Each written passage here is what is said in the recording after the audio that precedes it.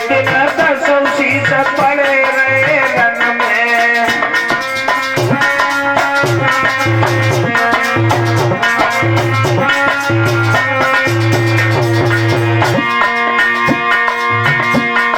एक दिन श्याम सुंदर भागे आधी रात को, एक दिन कंस को मार दो छन में। एक दिन अर्जुन ने महाभारत जीत लियो, एक दिन गोपियां लूट लई वन में।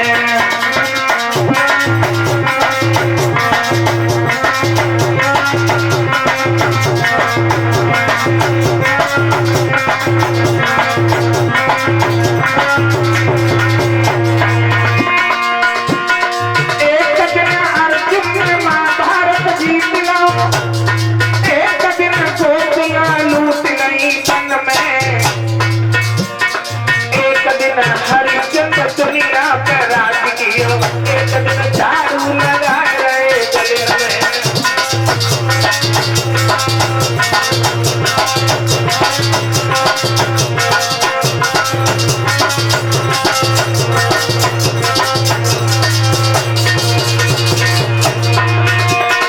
एक दिन हरिश्चंद्र दुनिया पर राज किया, एक दिन झाड़ू लगाए रहे गले में। इंसान की बात कहूँ क्या भैया, सूरज के 3 पल हो गए एक दिन में।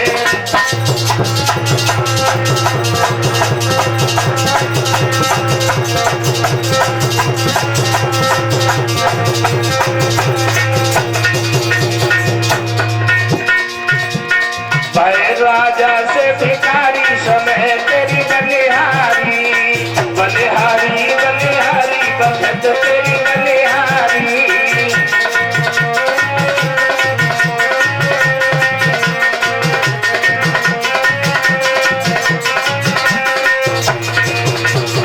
भाई राजा से भिखारी समय तेरी बलिहारी, बलिहारी बलिहारी भगत तेरी बलिहारी।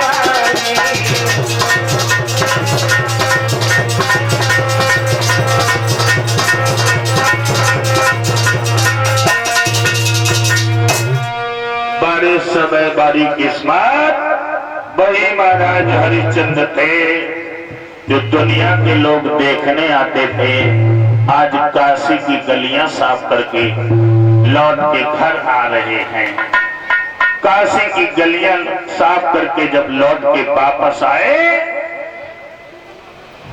डॉग ने जवाब दिया, हरिश्चंद्र गली साफ करके आए हो? हाँ महाराज। बहुत अच्छी बात, ऐसे ही काम किया करो। ऐसे ही। हाँ?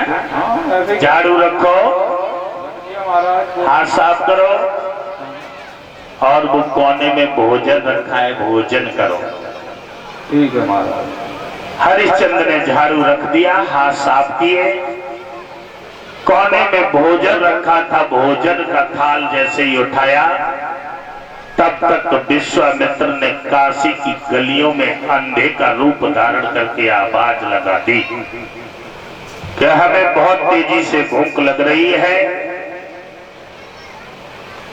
दम घुट रहा है, अगर किसी के कानों में आवाज पड़ रही हो तो थोड़ा सा भोजन हमें दे दे, बहुत तेजी से भूख लग रही है। हरिश्चंद्र के कानों में यह आवाज पड़ी तो हरिश्चंद्र ने भोजन नहीं किया, भोजन लेकर के भाग खड़े हुए, सारा भोजन दान में दे दिया। कभी विश्वामित्र भिखारी बन के आते हैं, भोजन ले जाते हैं, कभी पागल बन के आते हैं, भोजन ले जाते हैं। इस प्रकार से विश्वामित्र ने हरिश्चंद्र के पेट में 27 दिन तक अन्न का दाना नहीं जाने दिया था। शरीर सूख के कांटा बन चुका था, शरीर सूख के कांटा बन चुका था। एक दिन हरिश्चंद्र ने डॉग के घड़ा को उठाया और पानी भरने के लिए निकल गए थे। पानी भरने के लिए जब निकल गए तो उसी दिन, उसी टाइम, उसी वक्त तारा भी ब्राह्मण का घड़ा लेकर के पानी भरने गई।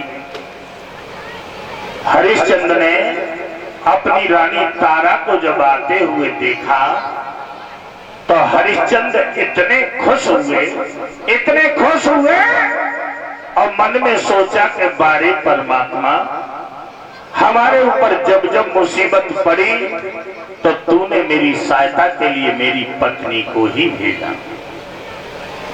आज हमारे शरीर में घड़ा उठाने की ताकत नहीं है तो तूने आज भी मेरी पत्नी को भेज दिया। तारा को देखकर के हरिश्चंद्र बहुत खुश हुए।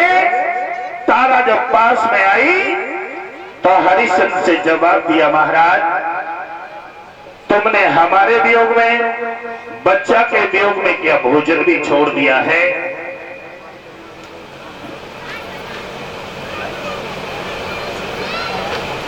जिन बहनों ने कलश यात्रा की है वो बाहर आ जाए, निकल के लाइन बना के खड़ी हो जाए, तुम्हारा वजीफा आएगा।